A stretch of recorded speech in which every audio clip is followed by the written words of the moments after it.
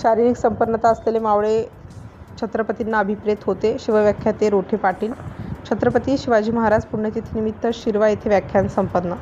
शक्ती आणि युक्तीचा सदुपयोग जनसामान्यांच्या संरक्षण आणि संवर्धनासाठी केल्यामुळेच छत्रपती शिवरायांनी जगाला हेवा वाटणारे स्वराज्य निर्माण केले. परंतु युक्ती आणि बुद्धिचातुर्यासाठी प्रथमतः शारीरिक संपन्नता असलेले मावळे निर्माण करणे छत्रपतींना अभिप्रेत होते, असे मत शिवव्याख्याते ॲडव्होकेट सतीशचंद्र रोठे पाटील यांनी व्यक्त केलं. छत्रपती शिवाजी महाराजांच्या पुण्यतिथीनिमित्त शिरवा येथे जय भवानी जय शिवरायच्या गर्जनेत शिवव्याख्यान आणि प्रशिक्षणार्थींचा गौरव कार्यक्रमाचे आयोजन 3 एप्रिलला सायंकाळी करण्यात आले होते. यावेळी शिवव्याख्याते रोठेंनी उपरोक्त मत व्यक्त केलं. प्रारंभी मान्यवरांच्या हस्ते छत्रपती शिवाजी महाराजांच्या पूर्णाकृती पुतळ्याचे सामूहिक माल्यार्पण पूजन करून अभिवादन करण्यात आले. यावेळी शिवशंभू मर्दानी आखाड्याचे संस्थापक अध्यक्ष संभाजी हाडे पाटील, सचिनभाऊ राजनकर, प्रगती राजनकर यांचा शिवव्याख्याते रोठे पाटील यांच्या हस्ते सत्कार करण्यात आला. कार्यक्रमास निवृत्ती दिवाने, ऋषिकेश दिवाने, अतुल तायडे, शंकर दिवाने, हरी दिवाने, अतुल तायडे यांच्यासह गावकऱ्यांची उत्स्फूर्त उपस्थिती लाभली. कार्यक्रमाचे सूत्रसंचालन निवृत्ती दिवाने यांनी केले. प्रास्ताविक संभाजी पाटील यांनी मांडले. आभार प्रदर्शन अतुल तायडे व ऋषिकेश दिवाने यांनी केलं. शिवकालीन परंपरा जपत स्वसंरक्षणाची जबाबदारी देत सशक्त युवा घडवण्याचा सामूहिक संकल्प यावेळी सामूहिकरित्या घेण्यात आला. स्वसंरक्षण आणि शिवकालीन मर्दानी खेळांचा 7वा दिवस. शिवशंभू मर्दानी आखाडा आणि सामाजिक कार्यकर्ते निवृत्ती दिवाने यांच्या संयुक्त विद्यमाने स्वसंरक्षण शिबिर तसेच शिवकालीन मर्दानी खेळ प्रशिक्षण शिबिराचे आयोजन 27 मार्च ते 5 एप्रिल 2026 दरम्यान करण्यात आले आहे. तर 3 एप्रिल रोजी आज सलग 9व्या दिवशी ही प्रशिक्षण उत्स्फूर्तपणे अविरत सुरू आहे. पंचक्रोशीतील विद्यार्थ्यांनी सहभागी होण्याचे आयोजकांनी आवाहन केले आहे. बुलढाणा मोताळा दिनांक 3 एप्रिल 2026. सिटी इंडिया न्यूजसाठी प्रतिनिधी शेख गफ्फार शेख सत्तार, बुलढाणा. छत्रपती श्री संभाजी महाराज की छत्रपती संभाजी महाराज की वज्रत्वालंकृत राष्ट्रमाता राजमाता माझी जो साहेबांचा राष्ट्रमाता माझी जो साहेबांचा हर हर डॉक्टर बाबासाहेब आंबेडकरांचा साठी कामी आली पाहिजे. पण मग आता झालं का, एवढं प्रशिक्षण घेतलं म्हणजे संपलं का? नाही. यांनी तुम्हाला फक्त काय केलं, रस्ता दाखवला. हे ट्रेनिंग म्हणजे रस्ता दाखवला. या ट्रेनिंगच्या नंतर तुम्ही घरी गेले ना 8 दिवसानं, 2 महिन्यानं, 4 महिन्यानं पुन्हा काळी हातात घेतली, थोडा फरक पडेल. मग दैनंदिन 5 मिनिटं 10 मिनिटं आपण जिथं असाल तिथं ही प्रॅक्टिस सराव जेवढा करसाल तेवढी ती कला तुमच्या अंगीकृत होईल. काठी हातात पकडणं म्हणजे ती काठी म्हणजे तिसरा हात आहे, तलवार म्हणजे तिसरा हात आहे. ती आपल्या शरीराचा भाग असली पाहिजे.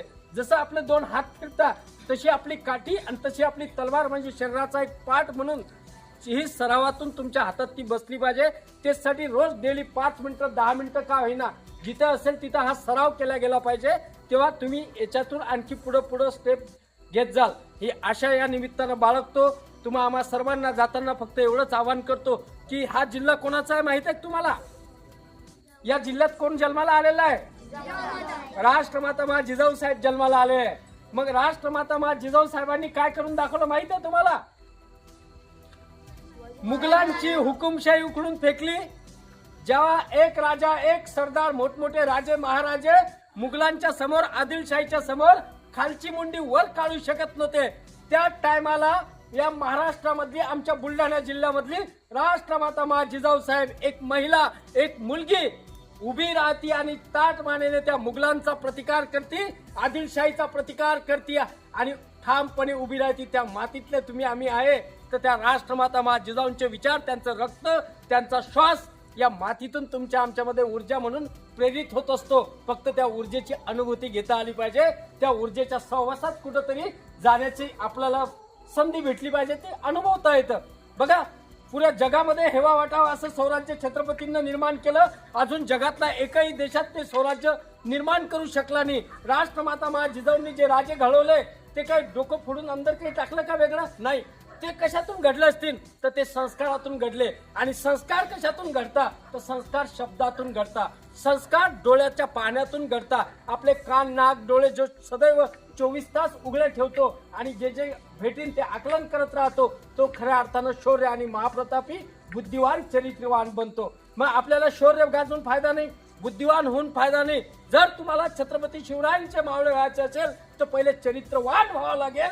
तेव्हाच आपण त्यांना वंदन करू शकतो, अन्यथा नाही. मग चरित्रवान होण्यासाठी काय करायचं, तर दुसऱ्याची मायबाईकडं वाईट नजरेनं पाहायचं नाही, कोणत्याही व्यसनाच्या आहारी लागायचं नाही, कोणाची माघारी निंदा नालस्ती करायची नाही, कोणाचे गप्पामध्ये फाजूल गप्पामध्ये टवाळकी गप्पामध्ये सामील व्हायचं नाही. आपल्या जीवनाचं टार्गेट आपल्याला काय बनायचं ते, आणि व्यसनापासून लांब राहणे आणि आपला दैनंदिन सराव करणे.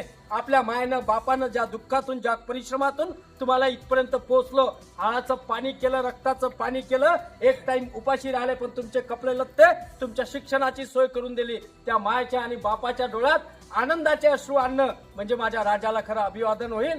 ते अभिवादन करण्यासाठी तुमच्या सर्वांना शुभेच्छा देतो. आयोजकांनी मला वेळेवर या ठिकाणी बोलवलं, तुमच्यासोबत हितगुज करण्याची संधी दिली, त्यांचे मनापासून आभार व्यक्त करतो. फक्त जाताना एक म्हणतो, आज नहीं तो कल वो तूफान जरूर आएगा, बदलेगा जो तकदीर इस वतन की वो भूचाल जरूर आएगा, अरे क्यों खड़े हो बेवस किनारे पर, मराठों की कुर्बानी से तो आने वाला इनकलाब आएगा.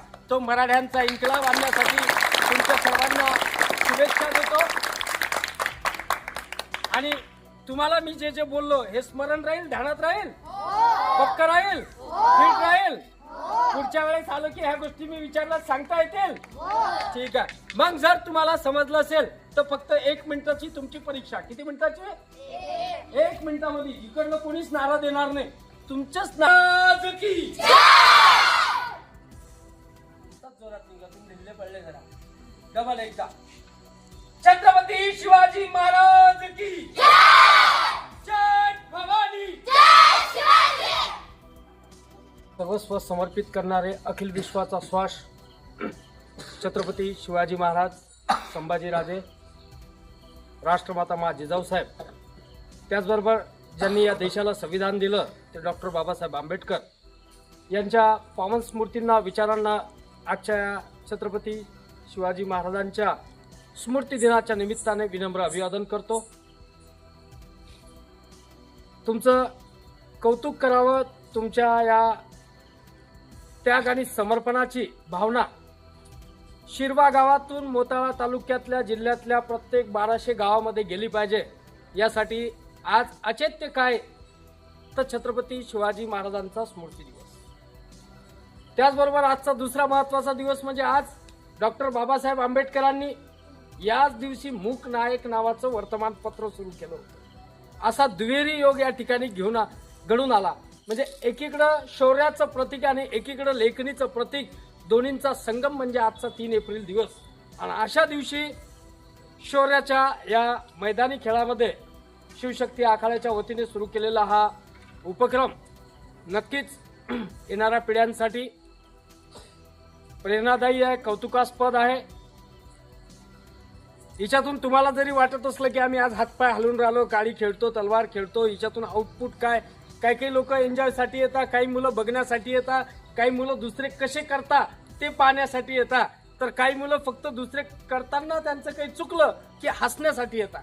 असे म्हणजे 4 प्रकारचे विद्यार्थी राहतात.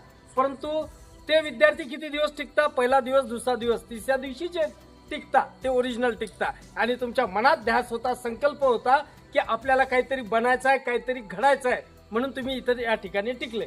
माझ्या माहितीप्रमाणे पहिल्या दिवशी 9 जण, दुसऱ्या दिवशी 18 जण, तिसऱ्या दिवशी 50 जण नाही. आज इथं तुम्ही इथं बसलेले हे खरे छत्रपती शिवरायांचे मावळे. जे गेले ते सगळे बावळे. या पद्धतीनं तुम्ही छत्रपती शिवरायांचा विचारात, मनात, बुद्धीत तेवत ठेवण्यासाठी हातापायात ताकद लागते. तुम्ही म्हणसाल मर्दानी खेळाचं महत्व काय, व्यायामाचं महत्व काय, शरीराचं महत्व काय, तर शरीर तंदुरुस्त असलं, पद्धतशीर असलं, त्याच्या हातापायामध्ये तुमच्या ताकद असली तर तुमचं बुद्धी, मन सशक्त राहतं. जर तुमचं शरीरच विकलांग आहे, ते शरीरच तुमचं आजारी आहे, त्या शरीरात हातापायात ताकद नाही, तर तुमची बुद्धी काम करत नाही, तुमचं मन स्वस्थ राहत नाही. म्हणून मन आणि बुद्धीला सतेज ठेवण्याचं सगळं प्रथम कार्य कोण करत असेल तर ते ठेवतं शरीर. आणि त्या शरीरानं बलदंड होण्यासाठी, शारीरिक दृष्ट्या तुम्ही मजबूत होण्यासाठी खऱ्या अर्थानं या आखाड्याच्या माध्यमातून मागील 8 दिवसापासून जे प्रशिक्षण घेतात ही कौतुकास्पद बाब आहे, खूप प्रेरणादायी बाब आहे. मग आता हे घेतल्याच्या नंतर तुम्हाला काही थोडासा आत्मविश्वास वाटला असेल तुमचा, काही ना काही फरक जाणवतो का? हो की नाही? ठीक आहे. मग तो फरक जाणवल्याच्या नंतर आता की काळ्या घेऊन घरी भांडणं तर नाही करणार ना. हे प्रशिक्षण कशासाठी आपल्याला दिलेलं? पहिली गोष्ट म्हणजे आत्मसंरक्षण, स्वतःचं संरक्षण, आणि दुसरं म्हणजे समाजाचं संरक्षण. बरोबर आहे. आणि तिसरं म्हणजे जे कोणी पीडित असतील, वंचित असतील, ज्यांचा हात नाही, पाय नाही, लुडे आहे, शक्तीनं कमी आहे, त्याच्यावर जर कुठं अत्याचार होत असेल, अन्याय होत असेल, तर त्या ठिकाणी तुमची काठी